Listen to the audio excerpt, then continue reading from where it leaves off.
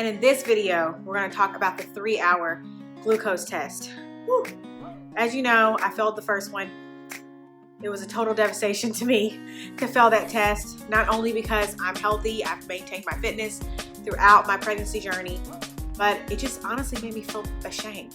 So I want to encourage you that if you fail your first test, not to feel ashamed no matter what might have been the cause, because our bodies change so much during pregnancy, and the baby, or babies in my case, are going to get what they need at whatever expense. So don't be too hard on yourself, and just know that it's going to be okay. For the 3-hour glucose test, they will instruct you, and of course listen to your doctor and whatever they advise, but mine told me not to eat anything or to consume anything other than water after midnight. And I calculated it based on, actually the wrong time that they gave me for the facility, but I calculated it based on the time that they gave me that the facility opened at 8 a.m., that it was going to be 8 hours of fasting. So what I did, because I knew that the facility opened at 7 a.m. and my appointment was scheduled for 7:30, is I stopped eating about 9.5 hours before I would have my first fasted glucose draw, which you don't have to do. And honestly, I don't think that it made that much of a difference, but that's what I decided to do. So when you enter the facility, you have to get a fasted blood glucose, as I mentioned. And my first one was not that bad. It was given to me by the first guy who I found out is the supervisor at the facility the first time that I went in, but this time he didn't hurt me. So I was grateful for that. And here I am after the first draw.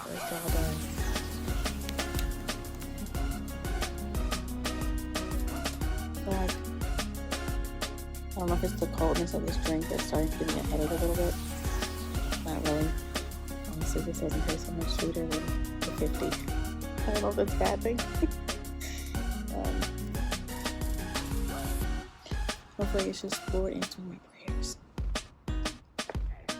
At this point, no one was at the facility because it was so early. They had pretty much just opened. And I was given my glucola drink, which you'll see in this next video clip. And it actually didn't taste bad. It's funny. I was offered either fruit punch or orange. I selected fruit punch, and I actually enjoyed it, quite surprisingly. The thing about the 3-hour screen is that you are technically not allowed to leave the facility. So they have recliner chairs there. They have 3 of them, and they actually schedule them because what's going on, you know, and everything. They can only have 3 people in the facility at a time. So I noticed that after I drank the drink, I had to wait an hour, of course. About 45 minutes in or so, my stomach started to get a little queasy. You can't consume anything, but they do allow you to sip on water. And I brought a water bottle with me, just a regular water bottle. Started sipping on that, and it definitely helped my stomach from aching.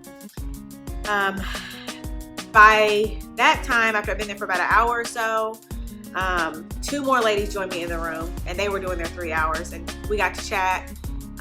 One of them, it was her second pregnancy, and actually both of them was their second pregnancy, but one of them had never done this 3-hour before, just like I had it. And then another lady had to do the 3-hour for her first pregnancy. So of course they were both hoping for the best, and I hope that they passed as well. But we all got a recliner It's pretty funny because a woman next to me started snoring. She was so tired. Around that same time, I was starting to definitely get my sugar crash, because drinking 100 grams of like pure sugar on an empty stomach is a lot, especially for me. I don't consume that much sugar. So it was pretty crazy. Now I was up for my 3rd draw, and here's a quick video of me there. Draw was actually really, really good. There was another lady that drew my blood that time. So for the second one, it was someone who took over for the supervisor. She did okay. It actually kind of hurt. And then the third one, there was another lady who had come in between my second and 3rd draw, of course. And she was absolutely amazing. Like, I could barely feel the needle, and it was a thick needle.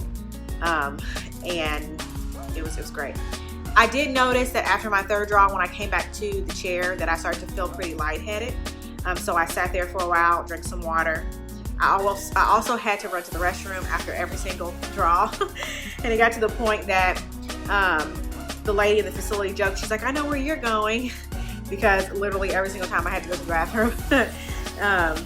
So yeah, I got my 4th draw, which was my last one, and the craziest thing happened. So one of the ladies who had actually had the 3-hour test before came back in the room, and I know she had multiple band-aids on.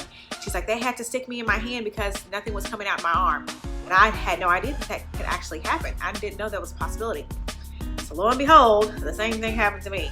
So I, of course, was alternating between arms, right? You know, I think I got my first one on my right. I normally do my left, but I did my right.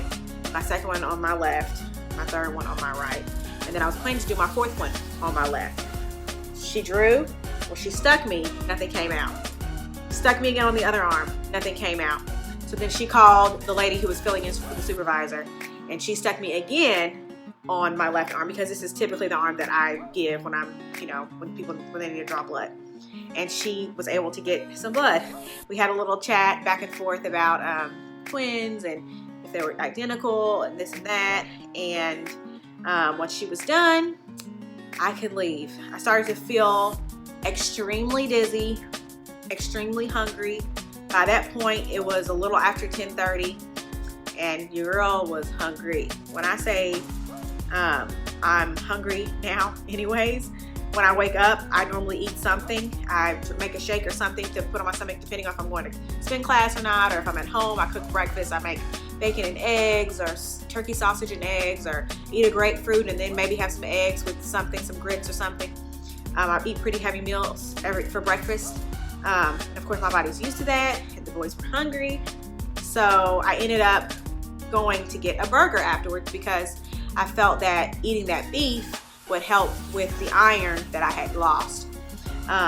Once I did that, I was good. I was told that if I were to fail, that they would give me my results that day. No one said anything to me. I honestly had a really good feeling that I was going to pass anyways, and I did. So my scores, or like my glucose rates, were amazing. I passed all of them like extremely well, like they were way under the threshold to pass. The only one that was close was the 1 hour, which I figured would be my highest, just because I had just drank that glucola drink. But I'm extremely happy. So just another thing that I wanted to mention is that I mentioned being ashamed, and that is not of the Lord. No matter what we're going through, of course, you commit some type of sin or do something that you know is wrong, shame can be a part of that, and guilt. But because of what I do in health and wellness, and just what I have accomplished in my health over the last several years, and I guess, I hate to say it this way, but like kind of like the name that I've created for myself, like with friends and just different people that know me and know how healthy I am, I became ashamed that I failed that 1 hour.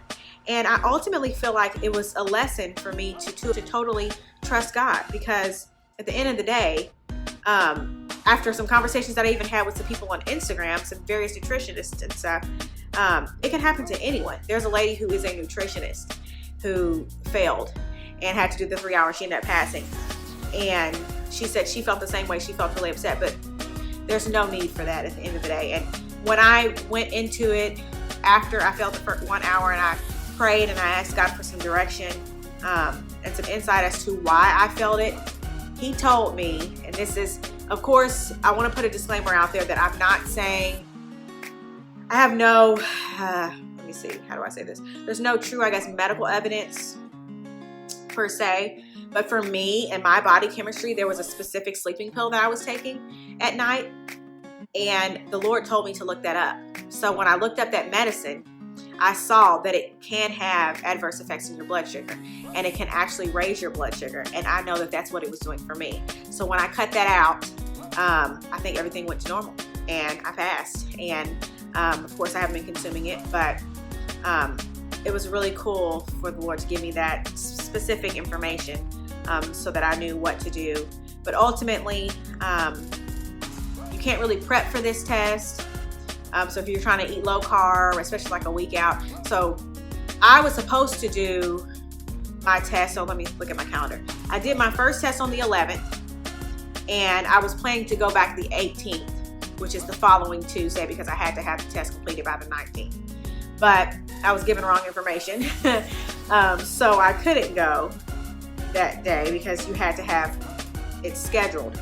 So the only opening they had was on the 24th.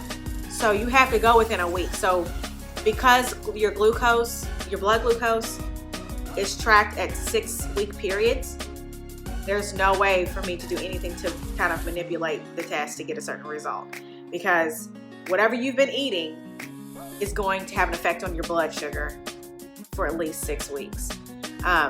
So I'm just really, really thankful that I passed. But if you're newly pregnant and you're far from 6 weeks out and you're not eating a healthy diet, not only just to pass the test, but just for your health and for your baby's health or your baby's health, I definitely recommend for you to eat a diet full of vegetables, full of fruit. Fruit is not bad. It's a complex carb, good lean protein, and even if you want some fatty protein, that's great. It's great for you. Your body needs all of the macro and micronutrients. You need them, and your baby or your babies need them. So definitely do that. Fuel your body with good stuff. I definitely have given myself a lot of leeway during this pregnancy. There's a lot of things like with desserts and stuff that I normally would not consume at all. But because I'm pregnant, I've allowed myself to do that, and I don't think there's anything wrong with that. And ultimately, you don't want to totally deprive yourself, because when you do that, you're going to go way overboard. So another thing that I feel like the Lord shared with me were some declarations that I could profess every single day. And declarations for me are huge. I've noticed a lot of faith building, because faith comes by hearing, and hearing by the word of God. So that means if you are doubting or have unbelief, you need to hear the word, which means you need to speak the word, and you need to hear yourself speak that word over and over and over again so that your faith can rise. Because the more you hear something, the more you believe it, right? So the Lord gave me specific declarations that I could declare over myself and over my body and over these boys. And I did. And if you would like for me to share those, because I think that they could be beneficial to many women out there that are pregnant, feel free to comment below and tell me, because I have no problem with sharing those. I would love to hear how they benefit you, your health, your pregnancy, and your children that are growing in your womb. So that's all I've got for you today. Thank you so much for tuning in. I hope that I will see you again next time. Feel free to like, comment, subscribe, share my channel, hit that notification bell so that you don't miss a video. And until next time, I'll see you next time. Bye.